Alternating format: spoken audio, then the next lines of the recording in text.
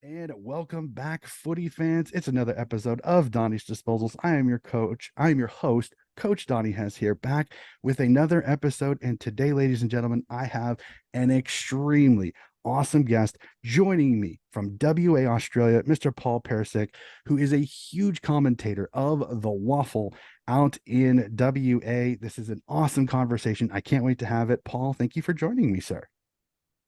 Thank you, Donnie. It's a pleasure to be on. It's a terrific show. Love the episodes that you've been working on, and I have to say, I hope the weather over there in the USA is much better than what it is over here in Perth. It's been bucketing down over the last 24 hours. We're in winter over here. You must be still over in the summer season, but I tell you what, it is great to be on the show. And, can't wait to talk WAFL footy. It's been a huge year here in West Australia. Well, if it makes you feel any better, it is 26 degrees Celsius right here, right now. If that helps you a little bit. So it is nice and warm. It's been quite interesting. This is always the fun time of the year because I know I see all these footy fans, they're wearing their beanies and their scarves, and I'm rocking shorts and a t-shirt with a fan on going, it's hot. So it's always fun. So alrighty, let's hop right into it. This may be a footy podcast, but I like knowing just the littlest bit about the person besides footy. So really quickly, tell us a little bit about yourself outside of the game of football.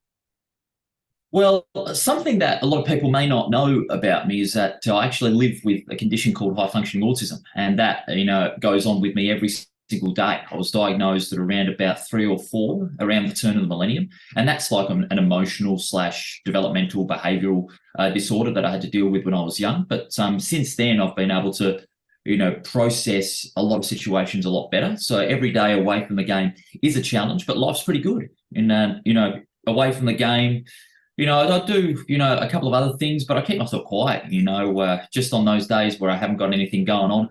But my life during that season, during footy season, is all about footy, whether it be AFL or WAFL, from March all the way through to late September is all about football for me. And during the season, I'm always entrenched in the game, away from it. I just keep talking about it and I keep covering it. So, there's not much away from football other than football for me during the season. So it's always a big time around March to September. Definitely agree with that. And I know the feeling there. You get that late February, almost March, and you're like, okay, here we go, footy season. And then Yeah. it is full bore from then on. And I know, especially with me now having the women's game, is that all the way till December for me. So it's always fun. So I really feel you on that one. So let's jump into it as a commentator and as a person who loves his footy, WA footy man. Favorite part about the sport of football? Just everything about it. I can't really pick out one element that is better than the other. Everything about it, the atmosphere of the crowd, the competitiveness of the teams that are out there, and the closeness of a particular competition. In this case, with the WAFL being exceptionally close this year, just getting to the ground, just getting a feel for what the atmosphere is going to be, no matter if it's pouring down with rain or the sun is bathing around the ground, it's just brilliant. Everything about football is so good, and the banter between the fans, whether you're supportive for one club or another, or just a neutral supporter that just loves going to the footy on a Saturday afternoon or a Sunday afternoon or even a Friday night. It's just brilliant. It's a beautiful game. That's what I have to say about it, and everything about it is absolutely captivating. I would not disagree with you. I may see it from a little bit different view than some of the people over in Australia, but I completely agree. And I have the luxury of playing and coaching over here. And even though it's not nearly as experienced or as talented as some over there, it is a beautiful game to watch when it is played at its highest level. So let's go back to it. I want you to go back into those early memories, sir. What is your earliest footy memory?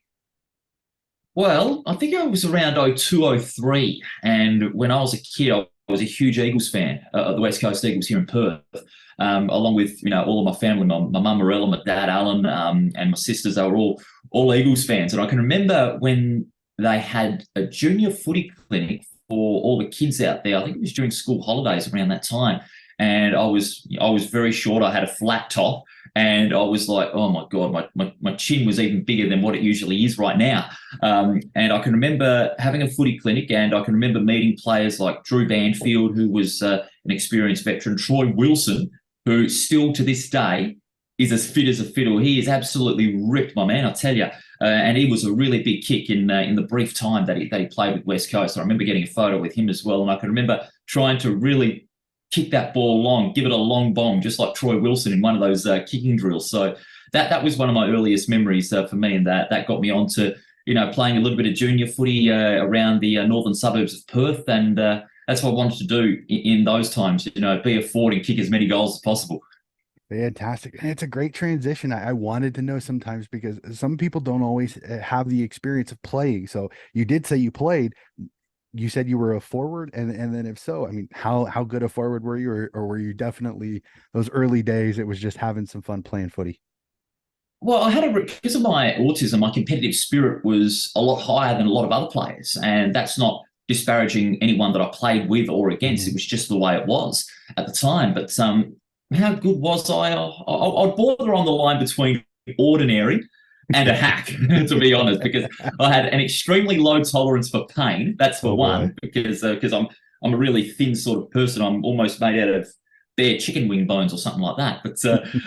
But when I was out in the open, when I was going on those leads, taking those marks and kicking those goals, it was pretty much a good day for me. I'll just say that if it was at least 2 or 3 goals, then that was a good day. Even in conditions like it is today here in Perth, absolutely horrible, pouring down with rain, a little bit of thunder and lightning as well. Make no mistake about that. But yeah, as a forward, it was pretty good. Sometimes I play a little bit in centre as well, and even as a ruck, because my height was always the first factor of whatever coach I had at a junior club or a school club would put me in ruck. I'm about 194 centimetres tall. Around that time, I was still around 189, 190 centimetres, one of the tallest players in whatever club. So sometimes they put me in ruck as well. Oh boy, that must have been an adventure, especially with a little bit of a slighter frame for sure. I know sometimes the Yeah. Rock is a very interesting character for sure. So you said you supported the Eagles in the AFL, but I know being in WAFL territory, sometimes you got to pick your allegiance. Do you support a WAFL club? And if not, did you ever come close to? I've been a lifelong West Perth man, lifelong fan of the West Perth Football Club, the Mighty Falcons, or the Cardies as they used to be known before more recent times. And they're a great club. They breeded some fantastic legends. Talking about the likes of Jason Salisic, who's going to be their new coach in 24. Paul Mifka, who was another one of the cult figures at the West Perth Football Club, and unquestionably one of the greatest in WA, Les Fong. Especially during the 70s and 80s. He was the superstar at the West Perth Football Club. And in more recent times, Aaron Black, Luke Meadows, Tyler Keitel, all stars at West Perth. And just quietly, I'm not going to lie, it's been some great memories supporting West Perth, including that grand final last year up at Leederville, watching the Mighty Falcons win it in front of 17,000 at their spiritual home, where they used to play all their home games before moving to Joondalup, a little closer by to where I reside. But no, West Perth, fantastic club. It's brilliant. As they say, the grand old flag continues to rise, and it rose again in 2022. And it's given me some great memories as a West Perth fan, lifelong. Fantastic. I love it. And it was one of my first waffle chats was with West Perth. So I remember hearing all about their premiership last year and how excited the fan that I had chatted with too. So I genuinely appreciate it. So we're gonna have a little bit of fun with this. And I know when I talked with Phil Aspinall on the Sandful, he was very, very awesome when he answered this question. Is it difficult to call a West Perth game to not let your fan out, to be the neutral caller? It isn't really difficult, to be honest with you, because I call it as a fan. I call it as a fan because I love footy, no matter what clubs are involved in the game. I just call it like a fan. I get excited at those big moments when it's absolutely right because, like I said, I love football, and when I'm there in the box, I'm like a fan, except I just happen to have a microphone alongside me. So it isn't really difficult. But regardless if you support a side or not, it's still a very important task to be right down the middle. And I have called a couple of West Perth games. A couple of them they have lost, but I've not let the fan it. I haven't shown like open disappointment at West Perth losing or whatever. But it's just one of those things. Just call it like a fan, keep it right down the middle, and whenever it's completely necessary, you get absolutely pumped up. And often this season, I've let the excitement out when the game's getting very close because I've been involved in a lot of close games this season, and I still don't know why. Hey, it's the passion that you have for the sport. I genuinely appreciate it. And seeing the waffle scores this year, you've had a lot of them this year because I Oh yeah. keep track of Claremont. I'm trying. I reach out to my fan Dave, who I talk to Claremont. I'm wondering if he's going to have hair by the end of the season because Claremont keeps seeming to find a way to win games late. or then the exact opposite with Rick Gauchi, my WAFL guy, who seems like every close game they lose. So it's been an interesting year for the WAFL. We'll discuss that a little bit more, but it's just you have a lot to go off on that one because they have been some exciting games for sure. So we'll go back to your club passion a little bit with West Perth. Can you remember the first West Perth item that you were ever given or bought? Oh, it's a long time ago. So if my memory serves me correctly, it was a huge raincoat. That's what I can recall. It was a huge raincoat, and I'm not sure I still have it with me. It must be tucked away somewhere, but it was a huge raincoat. It was on one of those wet days at Arena Joondalup. So I must have got that raincoat at some point during the match where it was absolutely pouring down. It must have been a long time ago. But also, the first memory as well for West Perth was actually beforehand because my dad, Alan, actually played for West Perth during like the late 80s, early 90s in the Colts team. And that year, I think 1990 was where they won the Colts premiership. Unfortunately, he didn't play in that grand final. He got suspended the week before. Oh, jeez. Heartbreaker. Yeah, that has to for absolutely for sure. And then my last question connected to West Perth is: you remember the first West Perth game you got to go to live, and how did it go? Very long time. I believe it was West Perth and Subiaco in the early 2000s, and they won, but it was only by about a couple of goals against Subiaco. It was a very good game of football, and yeah, that was a very, very long time ago, I'll say, and it was in much better conditions than to what we have today. Yeah, definitely for sure. So we'll get into it. I appreciate the commentator because I know you are the lifeblood to a game sometimes, especially if somebody's turned on the television, they can't watch it. You are their eyes. You get to tell them how it goes. So I love hearing your story. How is it that how is it that you became a commentator, and what kind of made you decide to call the footy? Well, I've been fortunate enough to listen during my time of watching footy when I was a kid, listening to the likes of Dennis Cometti, Sandy Roberts, Bruce McAvaney, and a lot of others, Jason Bennett, and here in WA as well, not only Dennis, but also Mark Reddings recently, who I've learned a lot from during my craft, and also Adam Papalia here in WA. He does a great job as well. And some of those that have transitioned from football into other codes as well. And that really motivated me when I was a kid. So I want to be like those guys. I want to be like those guys who, bring the excitement to the fans, bring the excitement to those, whether on radio or on television or even online streaming these days. And so that was really what I decided. I think the first instance that I wanted to be like a commentator or presenter was actually 11 years ago when I hosted a quiz event at my high school. And when it finished, that was what I wanted to do. I think I was in year 9 at the time, and a lot of those other year 9 students still didn't have an idea of what they wanted to do at the time, which is pretty natural. But at that time, I thought this is what I wanted to do, and I've never looked back. And there have been so many opportunities that have come over the last few years that I did not see coming. It's just happened just like that because of all of a sudden they just found me, they just recognised my voice, and there they go. They've placed me on this. It's simply unbelievable. But that was the first moment where I wanted to decide to be like those guys, Dennis Cometti, Sandy Roberts, Jason Bennett, and all the others, calling footy with gusto, excitement, passion that they feel as if they're on the ground playing or even coaching. Yeah, I absolutely love Dennis Cometti. I still one of my Oh, favorite legend. games ever listening is him and Bruce McAvaney in the 2012 grand final. Not just because the Swans won, but to hear those two legends on one call, you can't get any better. Can't get Oh, any yeah. better. So, all right, we'll go to it. Favorite part about calling the footy? Everything, mate. Everything. I can't compare it. I just cannot compare different parts. As the old saying is, the sum is important, more important than all the parts. And no matter if it's a blowout at any game or if it's a close game, like a lot of them that I've got this year, you've got to stay engaged. You've got to keep enlightening the fans one way or the other. So if it's a close game, you've really got to get them on the edge of your seats. You've really got to get them pumped up for that finish. And if it's a blowout, you've got to find some ways to, make a positive out of it, even though I've only had like 2 one-sided whoopings that one team has handed out to another. You've got to find some way just to keep it up vibe and keep it interesting. So to be honest, if there's a favourite part of it, to me, it's always about keeping it interesting, keeping it exciting for the fans, because you're calling not only for the fans that like football as a neutral, but you're also calling for those that are supporting their club, and you want to keep them engaged. Fantastic. I absolutely love that. That is a great way to look at that. So we'll go to the opposite on the other side of the coin. Hardest part about calling the footy. Well, at times the names, at times the I names, can understand because that. with my autism and how quick the action is at a lot of times, not every commentator can get the names 100% right, and Hmm. even some of the best have had a few fluff ups as well, and Hmm. that's a normal part of it. But the important thing about it is you respond from that and you remember that name next time. Don't let it detract you. Just keep your concentration, and you'll have yourself a good game.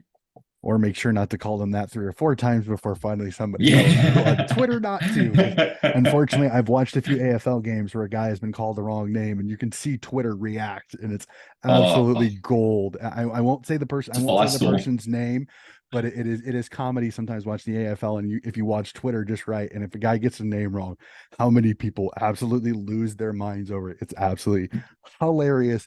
But you do feel bad for the commentator because you know he's not trying to Yeah. do it intentionally. It's just sometimes the way the action goes, even sometimes if it's a kick mark game, sometimes you can stuff up a name. It happens. But So also another challenge, just not only that, because at WAFL level, there are different grounds from a commentator's perspective where mhm. one, you're close, very close to the ground, another, that you're further from the playing field. And that's another great challenge that Mhm. I present to myself in the WAFL. So sometimes I call it Fremantle Oval, and the commentary box is the furthest away from the ground than any other playing surface. So that's one of the hardest grounds to call, especially when you need big binoculars and you have Mhm. to look closer to the field. That's still a very big challenge, calling it the likes of Fremantle Oval. But even in inclement conditions as well, when the rain's pouring down and the binoculars, don't give you that complete aid. But having Mhm. said that, there's always ways to work around that challenge, because every game, every AFL.com.au or AFL app game that's being broadcast, the company that produces it has a monitor that has a monitor Mhm. in front of you of your commentary desk. And if you're having trouble getting the right names done, calling from the ground, sometimes you can always use the monitor. Not all the time, but sometimes you can use the monitor just as a bit of a visual aid.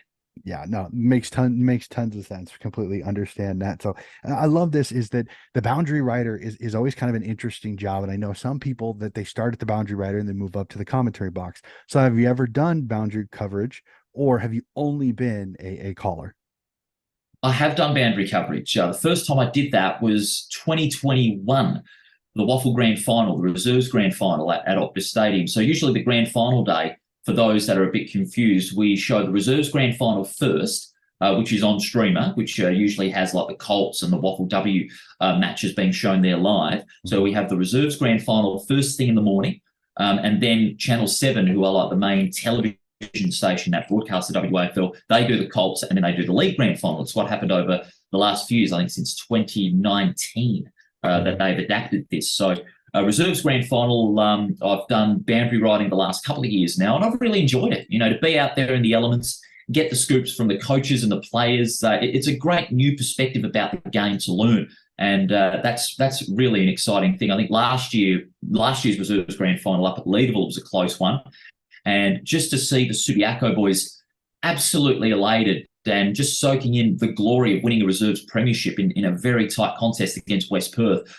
really was good. I interviewed a couple of the players after, and my golly, they were struggling to come up for words, but rightfully so. They were still Mhm. basking in that glory. And you could feel that as well. You could feel that excitement from the players to you as well, because, you're part of something. Yeah, that's absolutely fantastic. It's always fun the boundary writer's position. I feel kind of bad sometimes watching the AFL because they're in downpouring rain or it's super cold. I still remember the one time they did an Adelaide Oval and Mark Rashido had to put a Port Adelaide beanie on, which and made me chuckle a little bit. Oh my I golly, had that to was gold. chuckle at that one. That was gold. There were screenshots from Port Adelaide fans for sure with that for sure. So, all right, They were thinking that he had turned. They were thinking that he had turned sides. pretty much. Oh, it was absolute gold. I know that the commentary box was giving him a little bit. They were giving him some stick a little bit. It was absolutely fantastic. So we'll go back to it. Can you give me just a little bit of when I talk to the players, there's always kind of a set routine of what they like to do on the day of a game. So for you as a caller, kind of what is your typical day? How early do you get to the ground? How do you do mic checks? Do you kind of chat with any staff, anything like that? Kind of what is your typical day when you're on the call for a game? Well, I'll go a little bit before that. I usually begin my preparations 2 days before. So 2 days before a game, I sometimes watch the game prior of each team, like watch like the mini match highlights and all that, just to familiarise myself with the numbers and the names of the players and how they were able to get the win or what went wrong for the team that lost and so on and so forth. So I begin my preparations 2 days prior. The next day, I get the official team list, look at all the ins and outs, any injuries and so on and so forth, and just look up a couple of key players, statistics or achievements, who's going to be the big difference in a game. On a game day, whether I'm doing a Saturday afternoon game or a Sunday afternoon game, I usually like to arrive 2.5 hours before we go on air, just to get a feel of the ground, what the conditions are going to be like, and just familiarise myself with the binoculars while the reserves game is going on, just to make sure I'm in that zone, in that routine, and ready to go. The broadcast guys usually arrive at that same time, just to make sure that everything is all prepared. Once the equipment is plugged in, we do final mic checks about 45 minutes before, and we do a second one 15 minutes before, just to make sure that there is nothing wrong with the equipment. Some added tweaks have been made just to make it sound better and look better for a viewer's perspective, because we want to be perfect for the viewers from a technical perspective, but also from the commentator's perspective. You want to sound good, and you want to get everything absolutely spot on. And then the game begins. I'll go back to just quickly about 20 minutes before that last check.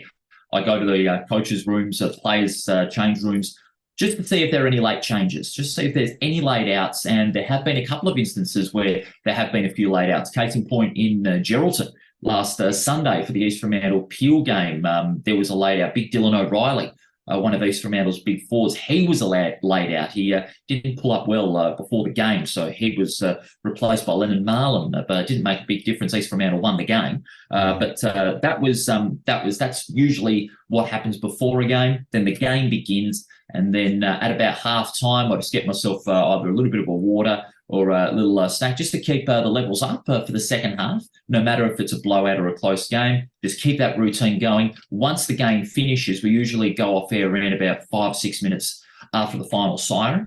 I just write down a little wrap up, and away I go. Away I go back home, shake hands with the broadcast guys. Well done, great job, and then home I go. Fantastic. It sounds like a fun day, and you really really appreciate that. You take pride in your work. I really, really awesome that. And I can tell when I listen to the games that you have called, they've been absolutely magnificent. So compliment from somebody. I do get it sometimes in only the highlights, because I can't always sit down and watch 2.5 hours of a WAFL game, but everything that I hear, magnificent for sure. So I got to ask this, because I appreciate the nature of Aussies when it comes to it, is they can have some fun with each other. Funniest moment ever calling the footy that you can recall? Well, they've been few and far in between, because I haven't had a lot of funny happenings during my games in the box. But I think there was one. I think it was only recently, as a matter of fact, and I'm not going to go into any further details of it, because I think it was before an under-18s game I did at Optus Stadium between West Australia and South Australia more recently. And my co-commentator, he was just making me laugh. Right before we went on air, it was something of a personal nature that I won't delve into. But he was just giving me a lot of crap about it. But I was trying my best not to lose control laughing. Like whenever he made the joke or suggestion, I was just like this.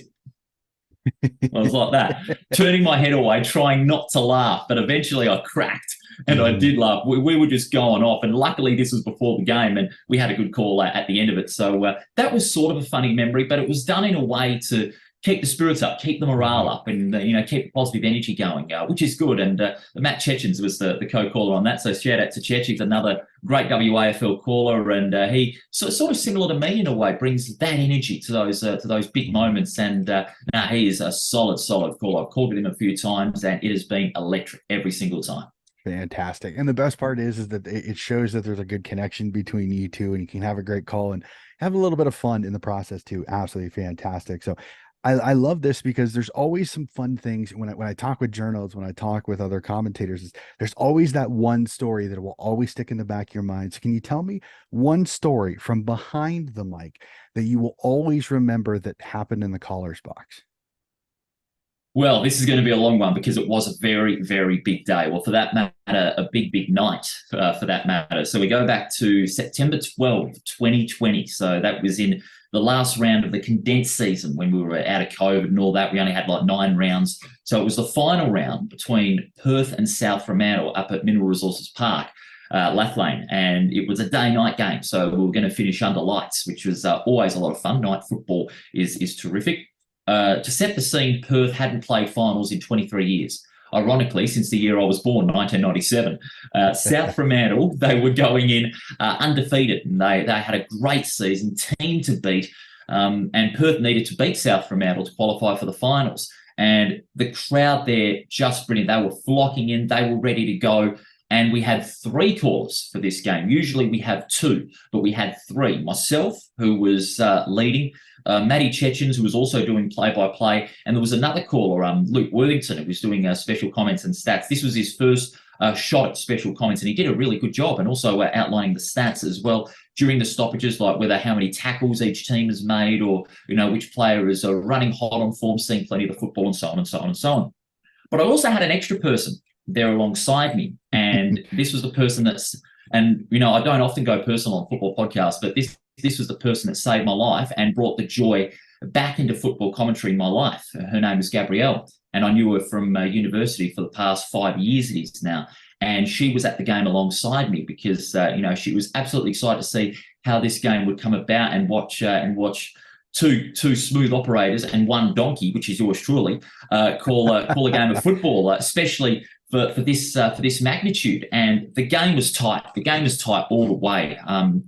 Halfway through, it was all square, 36 apiece. South Fremantle then pulled away to about a 15-point lead on the verge of three-quarter time. And then Fraser McInnes, veteran from Perth, he kicked one on the siren to level it, to put it within 9 points with 1 quarter to go. And I could tell you, everyone in the commentary box and everyone inside the broadcast truck was feeling it. We were feeling that something was going to go down, and it could really shake up what we could do in the future. And so Perth got the ball inside 55 times at the start of the last quarter, but it was only 5 behinds. So they had 5 consecutive behinds in a row. And I called about 4 of them.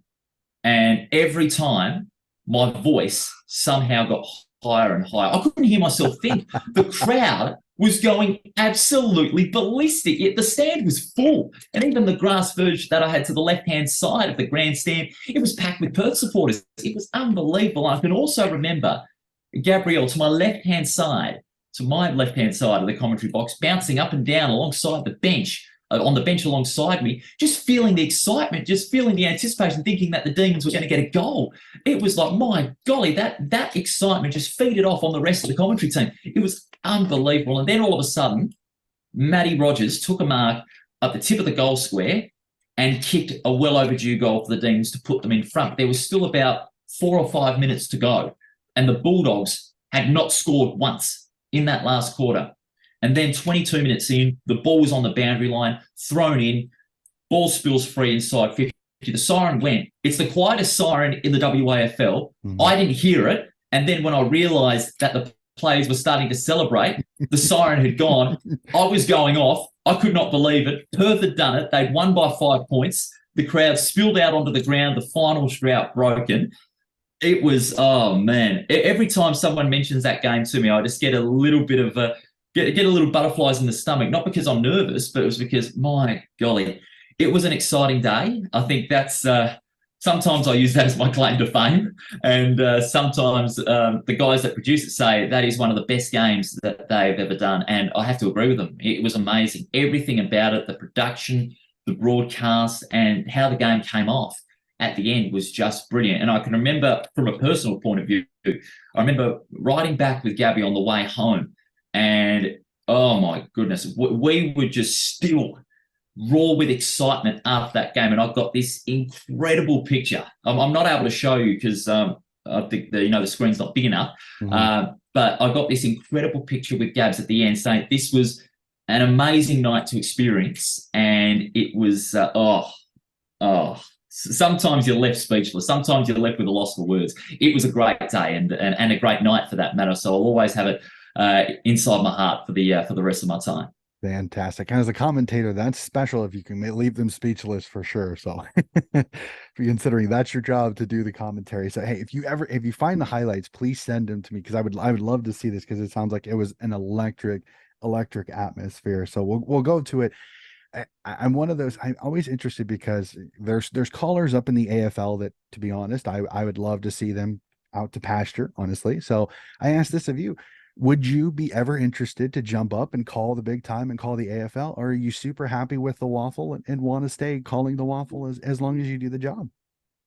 I'm happy with both, to be honest with you. I'm a passionate footy devotee. When you look at it, whether one Saturday I'd call AFL or Sunday I'd call Waffle, I'm happy with both. Ideally I'd love to be calling AFL here in Perth or anywhere around Australia, but to be in WA and call both, then my golly, that'd be absolutely something. And I'd obviously love to call AFL no matter what it is, television, radio, and to be honest, there are some guys out there that don't have as much idea of football as they think they do.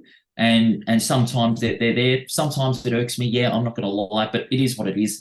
But someday I'll be afforded the opportunity to call AFL football at Optus Stadium in front of 60,000 people, or even a grand final at the MCG in front of 100,000 people, which is the ultimate goal. I have been fortunate enough, by the way, to go to a grand final. 2021, when it was here in Perth, 61,000 people, Melbourne and the Bulldogs.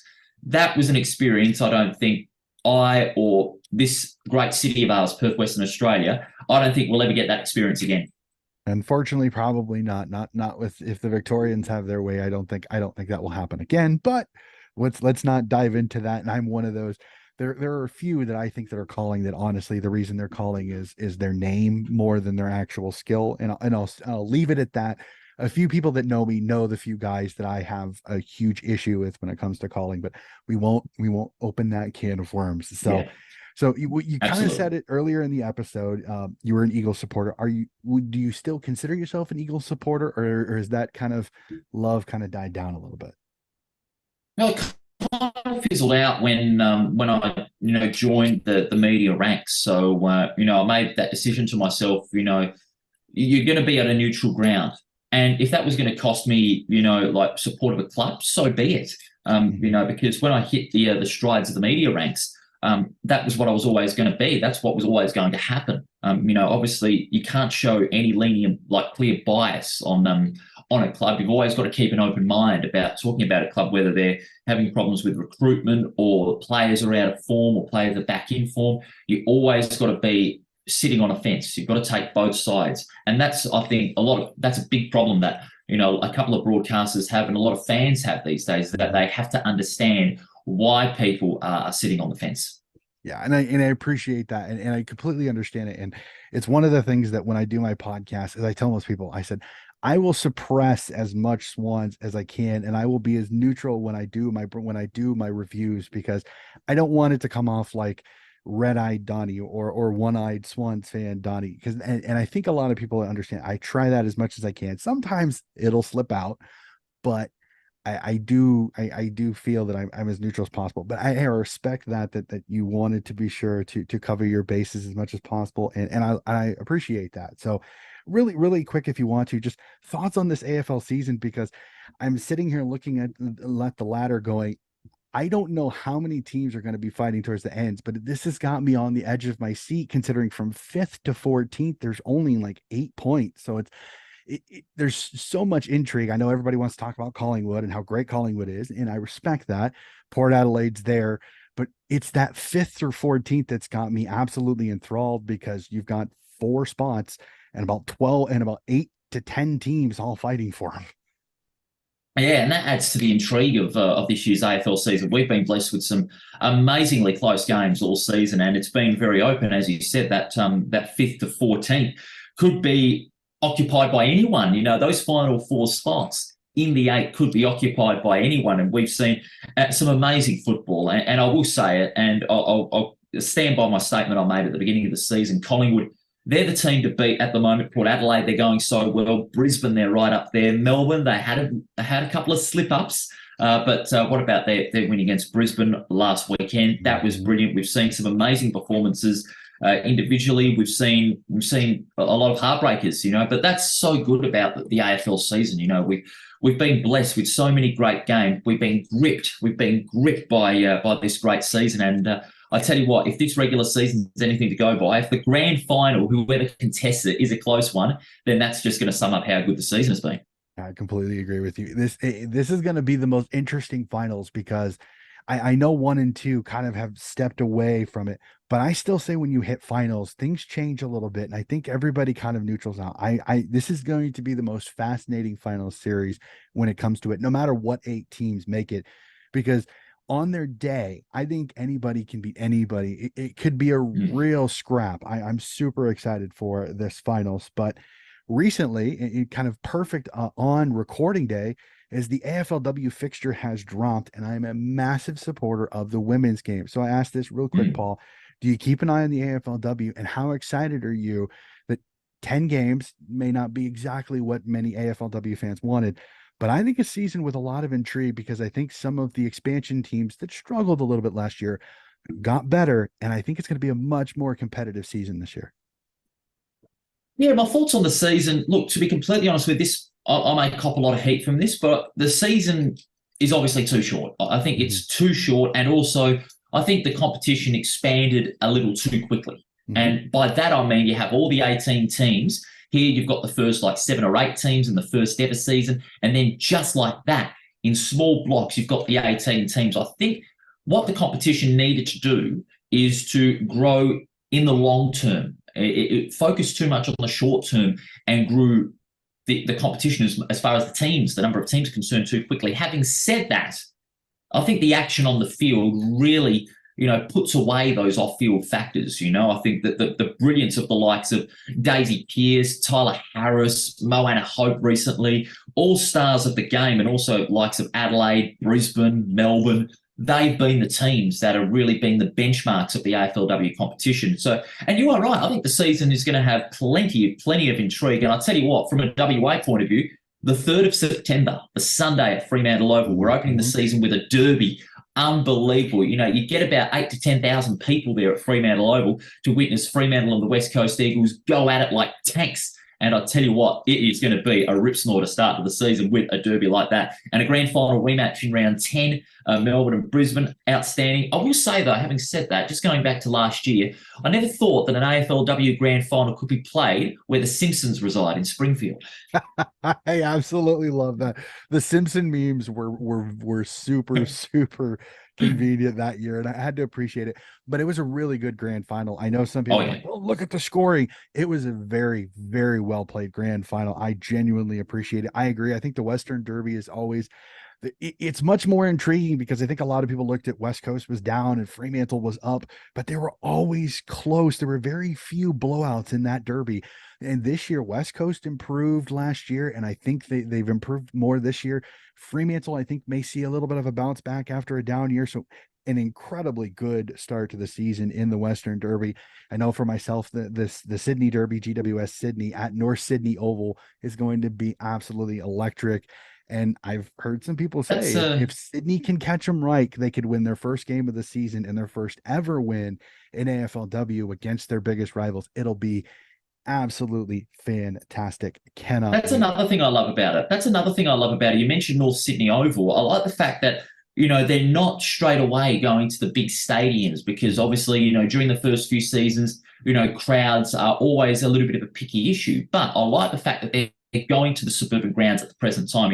Princes Park for Carlton, GMHBA Stadium, although that's been transformed into a big football complex recently. The likes of Fremantle Oval and Mineral Resources Park here in WA. I wouldn't mind seeing an AFLW game at the WACA, just quietly. We've had WAFL over the last couple of years at the WACA ground, with the stadium itself undergoing a bit of a facelift to make it an all-inclusive, all-facilitating community hub. And we've had some football there, and I've been fortunate enough to call some games there, which has been a lot of fun. And, hopefully I'd love to see an AFLW game there very soon, no matter if it's hosted by Fremantle or the West Coast Eagles. That'd be fantastic to see that ground. Absolutely, for sure. So let's go to your specialty, the WAFL and the WAFL season so far. Unfortunately, in my conversations with Rick, is that I look at it and go, unfortunately, the finals may already be kind of set on the 5 teams that are there, but there's still a ton of intrigue because you just never know what result's going to happen. And with Claremont playing close games, Swans playing close games, it's always fun to keep an eye on the results out in the waffle. Yeah, you're absolutely right. But I have to say the final five may not be set just yet. We're going to round 15, four big games that really have massive implications for the final five. Think about this last week. West Perth had a good win over the Eagles, but hardly convincing, to be honest. And Subiaco, who were in fifth and had a bit of a cushion over the Falcons and the Swans, they lost to Swan Districts by 2 points up at Steel Blue Oval. And that result, along with West Perth's win, gives the Falcons and the Swans just a little pulse for the final five. The problem for West Perth is they've got Claremont next at River Fitness Stadium in Claremont. I'm doing that game on Saturday. That one could be win or bust for the reigning premiers, who haven't been doing too well, struggling in sixth place. Claremont, they are itching to get back on top spot on the ladder. And East Perth, who would have thought at the beginning of the season we'd see East Perth, a side that has struggled, to be fair, over the last 4 or 5 years, go on top of the ladder? Because this is the first season under a new coach, Ross McQueen, successful under-18s coach and reserves coach, in the league fold for his first full season. And after 14 rounds, they're on top of the ladder. Outstanding side, good quality midfield, and for that matter, not just their midfield, their forward line, their back line has just been excellent. Pure Thunder, they're right up there. Subiaco, maybe they should have won the game against Swan Districts last week.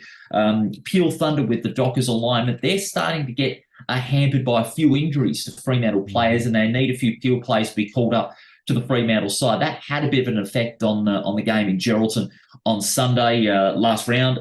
Perth, they've been competitive, although they've got a couple of wins for their season, 2 wins, 10 losses, and a draw against the Eagles. That one that maybe should have been a win because they were leading by about, 5 goals during round 13, and they let it slip and almost lost the game. Who would have thought in 2023 we'd be talking about a West Coast Eagles WAFL win? But no, the season has been fantastic. Very competitive footy all around. We've been to Geraldton this season, been fortunate enough to go there. Was fortunate enough as well to go to Broome as well to do one of the games there, which is another good game of footy, great crowd. And not only the competitive action, but the regional appeal as well. I've been very, very impressed with. Since going back to the regional games in 2021 following the spell of COVID, it has been brilliant. The crowds there, the people, and the fact that they've taken to the WAFL with such enthusiasm is really, really good. To be honest, I'd love to see more than 2 regional games a season, maybe 3 or 4 spread across the season, especially in those areas where they've breeded such successful football stars. Northampton, Broome, Pingelly, Geraldton, all great parts of Western Australia.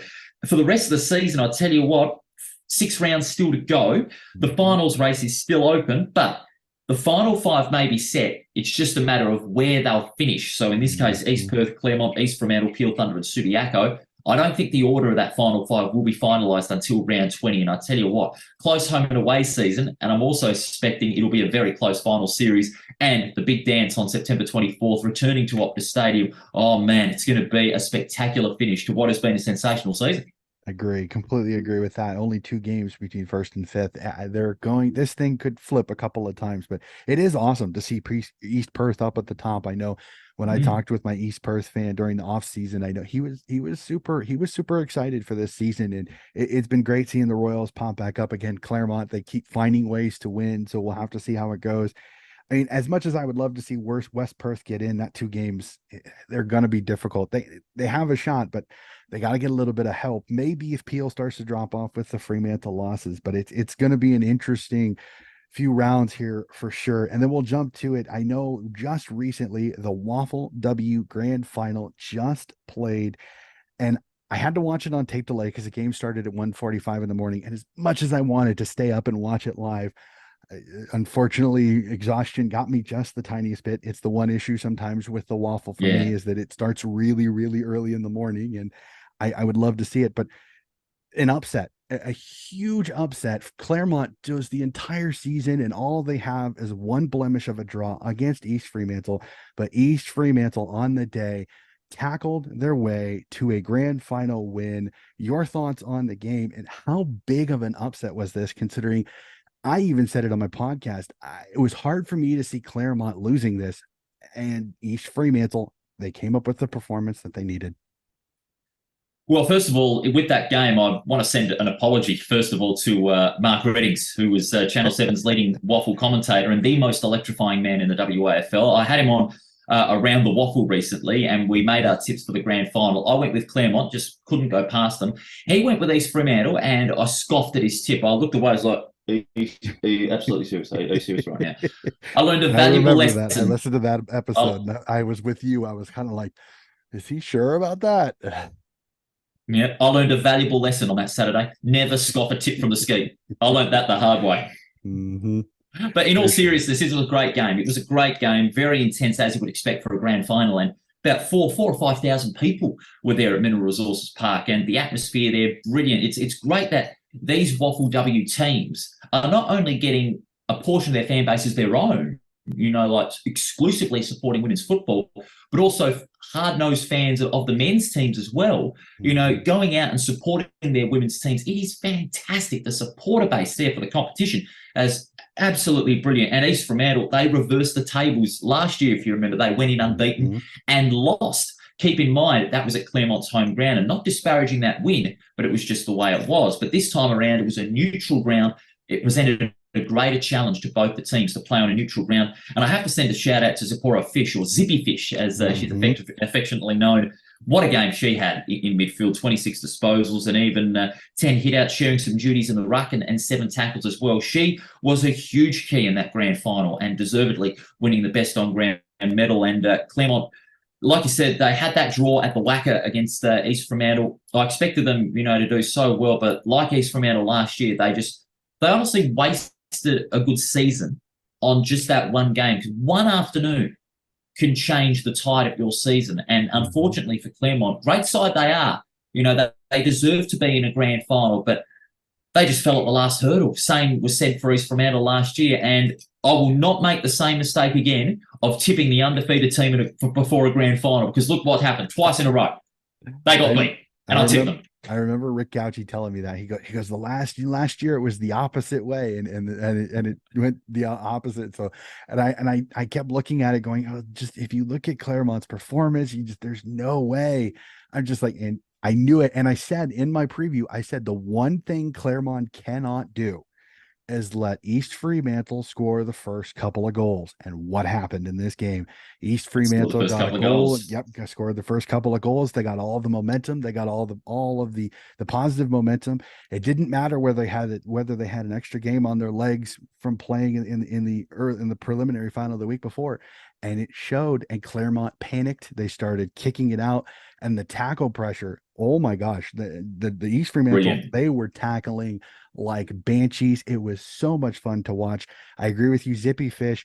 I had to write the name down because I'm like, this is awesome. I mean, and I remember the caller saying that one of her favorite players is Monique Conti, and I went, yeah, wow, she really does have a game a lot like Mon Conti. So that is not she a bad does. She addition. does. She really does. Absolutely. So it was great to watch her. I cannot wait to see her don an AFLW Guernsey. I think she'll be an incredible player, whether she gets to Fremantle or to the West Coast Eagles. Either or, I think she's going to be an incredible addition. So we've had a I'm with lot you of there. fun. Oh, I completely agree. So I as I tell a lot of people, I have not been to Australia. It is on my bucket list. I want to get there. I'm going to try to save up the money to be sure that I don't just hit the eastern part of the country, but also trying to get over to WA, because I know it is absolutely football centric over there. So I do a little bit of research in my episodes to kind of find out some things. So when I go, I'm completely prepared. So I ask you this, sir, when you go as a patron, not as a worker, not as a caller, what's your favorite food? What's your go-to food that you have to have at the footy? I think everyone around Australia would know this. You cannot go past the classic humble meat pie. Doesn't get much better than that. You get a little bit of tomato sauce in there.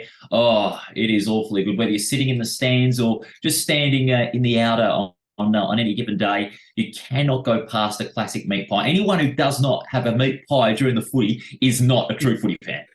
Or they're vegan. I've had a few vegan friends who they go to the hot chips. So 100% understand, not a problem there. But I love it. I absolutely love it. And I tell most people on the podcast, they've heard this. for the last few years on the grand final, I make my own Aussie meat pies for the grand final. So I have one as I'm watching the game to be as Australian as I can. Unfortunately, I'm not a big beer person. Again, this is no offense to Australians. This is no shot at you, but I can't do beer. So I usually do an energy drink, but I do my Aussie meat pie. I throw some ketchup, which isn't tomato sauce, but it's the closest thing that I have personally. And I enjoy the footy with a meat pie for sure. So I always have a little bit of fun with that. So, and my other one is when I go to the footy, whether it's at a big Optus stadium or even a country, even a suburban ground, where is the ideal place to sit to watch the footy?